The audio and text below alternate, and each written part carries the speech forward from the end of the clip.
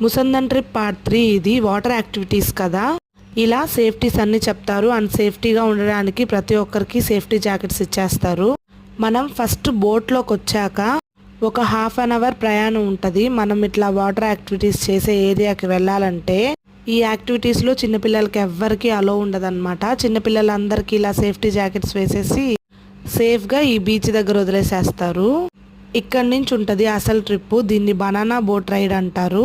ఒక బోటు ఇంకో బనానా షేప్లో ఉండే చిన్న బోటు స్పీడ్గా తీసుకుని వెళ్ళి బీచ్ దగ్గరలో లోతు తక్కువ ఉండే దగ్గర ఫ్లిప్ చేసేస్తారు. ఈ యాక్టివిటీ అయితే చాలా థ్రిల్లింగ్గా ఉంటుంది అండ్ కొంచెం భయంగా కూడా ఉంటుంది. ఈ యాక్టివిటీ స్విమ్మింగ్ వచ్చిన వాళ్ళే చేయాలి. ఎందుకంటే మధ్యలో ఒకవేళ మనం ఫ్లిప్ అయినా కొంచెం స్విమ్మింగ్ అనేది తెలుసుంటే సేఫ్గా ఉంటాము. అండ్ పిల్లల్ని అక్కడికి ముందుగానే చేర్చేసి ఉంటారు. ఇంకా మనల్ని బనానా బోట్లోంచి ఫ్లిప్ చేసేస్తారు కాబట్టి అక్కడి నుంచి స్విమ్ చేసుకొని పిల్లల దగ్గరకు వచ్చేయచ్చు. ఇది సెకండ్ యాక్టివిటీ అనమాట. ఇంకా పిల్లలు మనము ఇంకా అందరం కలిసి కొద్దిసేపు సరదాగా బీచ్లో ఎంజాయ్ చేసేసేయడము. ఇంకా థర్డ్ యాక్టివిటీ వచ్చి స్పీడ్ బోట్. స్పీడ్ బోట్ అంటే ఇంక మనం బీచ్లో బాగా ఎంజాయ్ చేసేసాక నెక్స్ట్ ఒక చిన్న బోట్లో ఎక్కుతాము. ఆ బోట్ చాలా స్పీడ్గా వెళ్ళొద్దు అనమాట.